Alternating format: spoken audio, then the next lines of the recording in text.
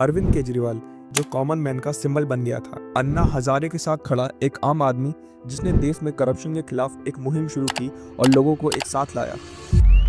भारत माता की, भारत माता की। इन लोगों के पास तो बहुत पैसा है। 2 लाख करोड़ तो इन्होंने 2G में कमाया था। 2 लाख करोड़ इन्होंने कोयला घोटाले में कमाया था। मेरी आज आप लोगों से एक विनती है कि हम लोग ये आज प्रण लेके जाएं कि पूरी कोशिश करेंगे कि बिना भ्रष्टाचार के, बिना रिश्वत दिए हम अपना सरकारी दफ्तरों में काम कराने की कोशिश करेंगे। एक लीडर जिसने करप्शन के खिलाफ आवाज उठाई, जनता का भरोसा जीता। लेकिन अरविंद केजरीवाल का मिशन यही नहीं रुका। 2013 में उन्होंने आम आदमी पार्टी के साथ दिल्ली के सीएम इलेक्शन में हिस्सा लिया। बीजेपी और कांग्रेस जैसी बड़ी पार्टीज के बीच केजरीवाल ने 28 सीट जीतकर दिल्ली के पॉलिटिक्स को एक हिस्टोरिकल डायरेक्शन दी।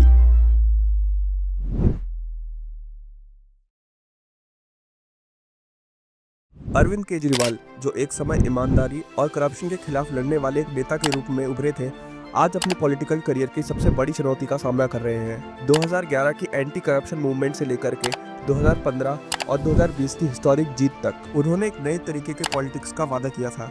एक ऐसी सरकार जो ट्रांसपेरेंसी और आम आदमी की भलाई के लिए काम करेगी। 2015 में आम आदमी पार्टी ने जब 70 में से 67 सीट जीती, तब ऐसा लगा कि दिल्ली की पॉलिटिक्स हमेशा के लिए बदल गई है। लेकिन 2025 के दिल्ली इलेक्शन चुनाव आते आते केजरीवाल के आसपास करप्शन के इल्जाम लग चुके थे। उनका इमेज डैमेज हो चुका था और एंटी इनकम्बेंसी बढ़ चुकी थी। 2025 के दिल्ली असेंबली इलेक्शन में बीजेपी ने 27 साल बाद दिल्ली की सत्ता हासिल की और केजरीवाल खुद अपनी strong hold seat new Delhi से ही हार गए। ये सिर्फ एक इलेक्टोरल डिफीट नहीं थी, बल्कि एक बड़े पॉलिटिकल शिफ्ट का संकेत था। जहां एक तरफ वेलफेयर पॉलिटिक्स ने उनकी सरकार को सपोर्ट दिया, वहीं केजरीवाल पे करप्शन एलिगेशन और फिस्कल मिसमैनेजमेंट ने उनकी इमेज को काफी नुकसान दिया। 2025 के चुनाव के रिजल्ट साफ ये दिखाते हैं कि दिल्ली की जनता अरविंद केजरीवाल की लीडरशिप से बिल्कुल खुश नहीं थी। आम आदमी पार्टी की टॉप लीडरशिप मनीष सिसोदिया भी अपनी जंगपुरा सीट से हार गए और सबसे बड़ा झटका तब मिला जब अरविंद केजरीवाल खुद अपनी न्यू दिल्ली सीट से भी हार गए। जो नेता एक वक्त पर दिल्ली पॉलिटिक्स का किंग मेकर था, आज वो अपोजिशन में बैठने पर मजबूर है। जनता का जो भी निर्णय है, जनता का जो भी फैसला है, उसे हम पूरी विनम्रता के साथ स्वीकार करते हैं। मैं भारतीय जनता पार्टी को इस जीत के लिए बहुत बहुत बधाई देता हूं। अब जो जनता ने हमें निर्णय दिया है, हम न केवल एक कंस्ट्रक्टिव ऑपोजिशन का रोल निभाएंगे।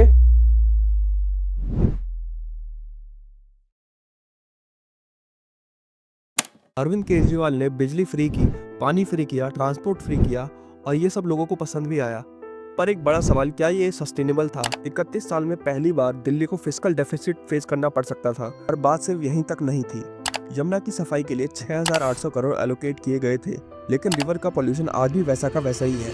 ये यमुना वाला पानी है और ये नाले वाला पानी है। ये पानी से हुआ है। बहुत बुरा लगता है।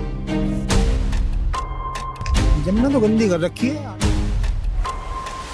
अस्थि विसर्जन करने के लिए कहते भाई हम तो गड़गंगा जाएंगे, भाई जमुना तो थोड़ी रही, ये नाला हो गया। इस्तेमाल नहीं कर सकते, प्रदूषित है, बहुत ज़्यादा प्रदूषित है। कहते हैं सब कि इसमें पानी इतना गंदा है कि नहाने के बाद बीमारी सब हो जाती है। अरविंद केजरीवाल जो कभी ईमानदार नेता के रूप में देखे जाते थे, आज उन पर करप्शन के सबसे ज्यादा इल्जाम क्यों है? अरविंद केजरीवाल कहते हैं कि बीजेपी की ये एक पॉलिटिकल साजिश है, लेकिन अगर लोग उन पर भरोसा करते तो उनकी पार्टी 22 सीट तक नहीं सिमट जाती। आपका मॉडल सिर्फ एक हवा था। अब सिर्फ एक सवाल उठता है, क्या केजरीवाल कमबैक कर सकेंगे या ये सिर्फ एक शुरुआत है बीजेपी के नए राज की?